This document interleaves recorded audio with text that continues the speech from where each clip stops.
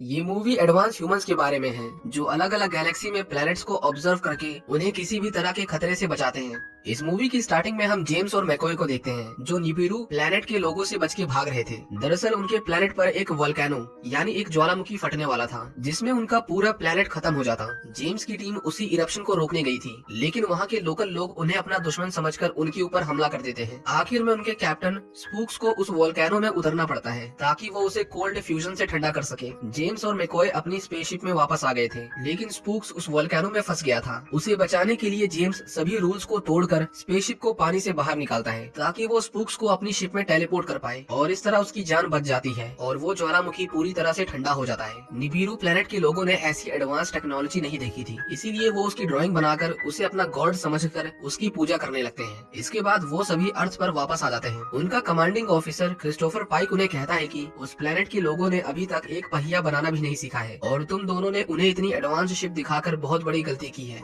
इसीलिए वो जेम्स को उसकी पोस्ट से हटा देते हैं और स्पूक्स का किसी दूसरे शिप में ट्रांसफर कर देते हैं। दरअसल उनकी रिपोर्ट में स्पूक्स नहीं लिखा था कि उन्होंने रूल्स को तोड़ा है, क्योंकि उनकी स्पीशीज के लोग कभी झूठ नहीं बोला करते थे। जेम्स उसके ऊपर गुस्सा करता है, लेकिन ये ऑर्डर्स ऊपर से आए थे, इसीलिए वो कुछ नहीं कर पाते। इसके बाद हम एक आदमी को देखते हैं जिसकी बेटी कैंसर से मर रही थी। उसके पास एक आदमी आता है, वो कहता है कि मैं तुम्हारी बेटी को बचा सकता हूँ, लेकिन तुम्हें मेरा एक काम करना होगा। वो उसे अपना खून देता है जिसे वो अपनी बेटी की बॉडी में इंजेक्ट कर देता है और वो देखता है कि वो ठीक होने लगी है। इसके बाद वो स्टार फ्लीट के हेडक्वार्टर में जाता है और अपने वादे के अकॉर्डिंग वहाँ पर एक बहुत बड़ा एक्सप्लोजन कर देता है जिसमें उसके साथ साथ बहुत सारे लोग मारे जाते हैं। इसके बाद एक इमरजेंसी मीटिंग बिठाई जाती है और उन्हें पता लगता है कि ये सब हैरिसन नाम के एक आदमी ने किया है। वो कौन था, उसने ऐसा क्यों किया, उन्हें कुछ पता नहीं था, लेकिन तभी उनके ऊपर हमला होता है। जेम्स देखता है कि हैरिसन ही उनके ऊपर हमला कर रहा था। वो उसके फाइटर प्लेन को खराब कर देता है, पर हैरिसन वहाँ से टेलीपोर्ट होकर भाग जाता है। इस हमले में क्रिस्टोफर की मौत हो जाती है। जेम्स उन्हें देखते ही रोने लगता है, क्योंकि एक वही थे जो हमेशा उसके साथ खड़े रहते थे।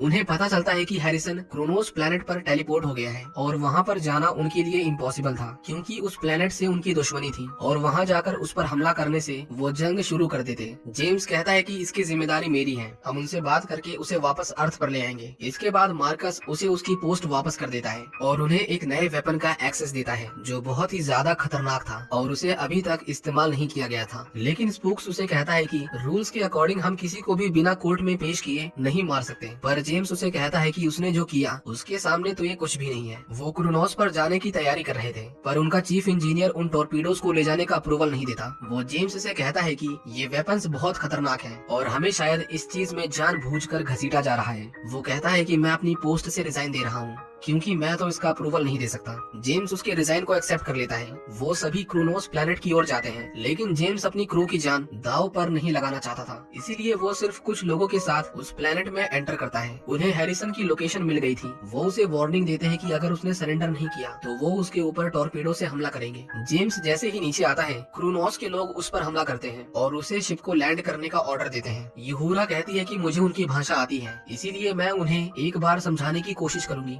इसके बाद यूहुरा उनसे बात करती है। उनका लीडर कहता है कि हम इंसानों की मदद क्यों करें। वो उसे मारने वाला था, लेकिन तभी उनके बीच में गोलीबारी शुरू हो जाती है। उनके बीच में कोई था जो क्रोनस को मार रहा था। वो कोई और नहीं बल्कि हैरिसन था और वो खुद को सरेंडर करने आया था। जेम्स उसके ऊपर अपना गुस्सा उतारता है, पर उसे एक खरोच भी नहीं आती। वो अपने स्पेसशिप में वापस जाते हैं, पर उसमें कोई खराबी के चलते वो स्टार्ट नहीं हो पाता। हैरिसन उन्हें कहता है कि वो एक बड़ी मुसीबत में है और अगर उन्होंने उसकी बात नहीं सुनी तो उसका पूरा क्रू मारा जाएगा। वो उन्हें कहता है कि तुम्हें उस टॉर्पीडो को खोलना होगा। हैरिसन उसे एक लोकेशन देता है और वहाँ पर जाने को कहता है। जेम्स उसकी बातों पर विश्वास नहीं करना चाहता था, लेकिन उसकी बातों में थोड़ी सच्चाई थी, इसीलिए वो स्कॉट को उस लोकेशन पर जाने को कहता है और वो उस टॉर्पीडो को खोलने के लिए नीचे ले जाते हैं। उसे खोलते वक्त वो एक्टिवेट हो जाता है और मैकॉय का हाथ उसमें फंस गया था। इससे पहले वो टॉर्पीडो फट जाता, कैरल उसे बंद कर देती है और उसे खोलने पर उन्हें एक आदमी की बॉडी मिलती है जो 300 साल पुरानी थी और उसे फ्रीज करके रखा गया था। हैरिसन उन्हें कहता है कि हर एक टॉर्पीडो में उसका एक आदमी है और उसका नाम हैरिसन नहीं बल्कि खान है। वो सभी जेनेटिकली मॉडिफाइड ह्यूमंस हैं। इंसानों ने हमें बनाया था,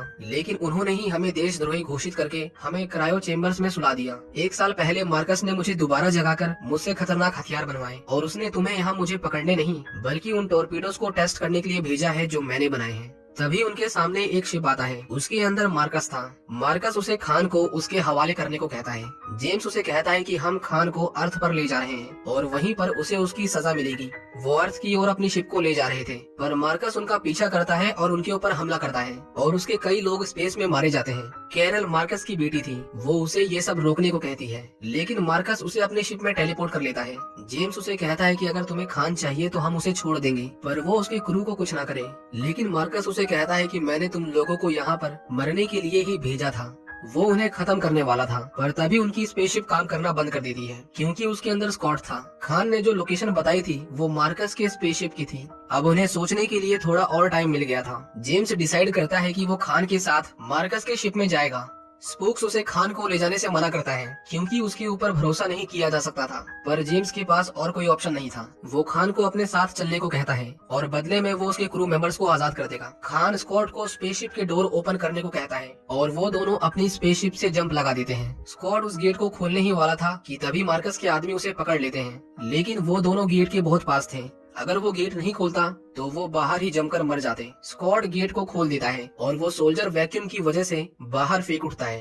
वो दोनों अब अंदर आ चुके थे। उनके पास फ्यूचर को भी देखने की टेक्नोलॉजी थी। स्पूक्स अपने ही ओल्ड वर्जन से बात करता है और उससे पूछता है कि खान कैसा आदमी है, और वो उसे कहता है कि खान पर भरोसा नहीं किया जा सकता क्योंकि अगर उसे जरूरत पड़ी तो वो किसी को भी मार सकता है। खान उनके कंट्रोल रूम में पहुंचता है, पर जेम्स उसे शूट करके बेहोश कर देता है। वो मार्कस को सरेंडर करने को कहता है, लेकिन वो कहता है कि जिस प्लेनेट के लोगों को तुमने अभी मारा है वो जल्दी ही इंसानों पर हमला करेंगे, और अगर मैं अरेस्ट हो गया तो तुम लोगों को कौन लीड करेगा। इसी बीच खान जेम्स को मार मार कर अधमरा कर देता है और वो मार्कस के सिर को अपने हाथों से दबाकर फोड़ देता है। खान कहता है कि वो उसके सभी क्रू को उसकी शिप में ट्रांसफर कर दे, नहीं तो वो उनके शिप को डिस्ट्रॉय कर देगा। स्पूक्स को लगा कि वो ऐसा नहीं करेगा, नहीं तो उसके लोग भी मारे जाएंगे, जिस पर खान उसे कहता है कि उसके लोग बिना ऑक्सीजन के भी जिंदा रह सकते हैं, इसीलिए मैं तुम्हारे ऑक्सीजन टैंक को डिस्ट्रॉय कर दूंगा, और जब तुम्हारे लोग दम घुटने से मर जाएंगे तो वो अपने लोगों को वहाँ से निकाल लेगा।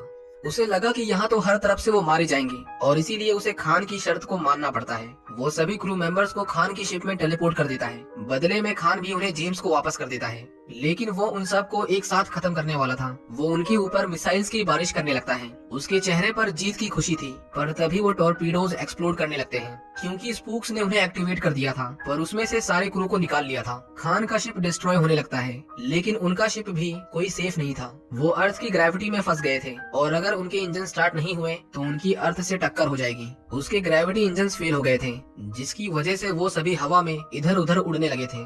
जेम्स डिसाइड करता है कि वो रिएक्टर को दोबारा से स्टार्ट करेगा, पर स्कॉट उसे ऐसा करने से मना करता है क्योंकि उसके रेडिएशन से किसी की भी जान जा सकती थी। जेम्स स्कॉट को वहीं पर बांधकर अकेले ही अंदर जाता है, लेकिन रेडिएशन से एक्सपोज होते ही उसकी बॉडी कमजोर होने लगती है, पर वो किसी तरह रिएक्टर को दोबारा से स्टार्ट कर देता है और उनका इंजन भी स्टार्ट हो जाता है और वो सभी क्रैश होने से बच जाते हैं। लेकिन जेम्स की बॉडी रेडियो एक्टिव हो गई थी। स्पूक्स उसे अंदर लाना चाहता था, पर स्कॉट कहता है कि अगर उसने गेट को खोल दिया तो रेडिएशन उनके पूरे शिप में फैल जाएगी, इसीलिए हमें ना चाहकर भी इंतजार करना पड़ेगा। और इस तरह स्पूक्स अपने ही दोस्त को अपनी आंखों के सामने मरते हुए देखता है। उसे पहली बार इतना गुस्सा आया था और वो खान को मारना चाहता था। खान का शिप क्रैश कर रहा था, पर वो जानबूझकर उसे शहर के बीचों बीच लैंड करता है ताकि ज्यादा से ज्यादा लोग मारे जाएं। स्पूक्स उसे मारने के लिए उसका पीछा करता है। दूसरी तरफ मैकॉय देखता है कि खान के ब्लड में किसी भी मरे हुए को जिंदा करने की पावर थी। वो कहता है कि हमें खान को जिंदा पकड़ना होगा, लेकिन स्पूक्स और खान के बीच में फाइट हो रही थी और स्पूक्स बस उसे किसी भी हालत में जान से मारना चाहता था। उससे कांटेक्ट करने का कोई तरीका नहीं था। खान उससे बहुत पावरफुल था और उसे मारने वाला था, लेकिन तभी यूहुरा वहाँ पर टेलीपोर्ट होती है। स्पूक्स उसे बुरी तरह पीटने लगता है। यूहुरा उसे कहती है कि हम उसके ब्लड से जेम्स की जान बचा सकते हैं। इसके कुछ हफ्तों के बाद हम जेम्स को देखते हैं। मैकॉय ने उसकी जान बचा ली थी। जेम्स उन सभी को थैंक यू कहता है और इसी के साथ उन्होंने खान को दोबारा से क्रायो चेम्बर में डाल दिया था ताकि वो और तबाही न मचाए। इन सब के 1 साल बाद जेम्स उन सभी को श्रद्धांजलि देता है जो उस दिन स्टार फ्लीट के हेडक्वार्टर में मारे गए थे, और अब उनका नया मिशन था कि अगले 5 साल में वो और नई गैलेक्सीज की खोज करेंगे। और इसी के साथ ये मूवी यहीं पर खत्म हो जाती है।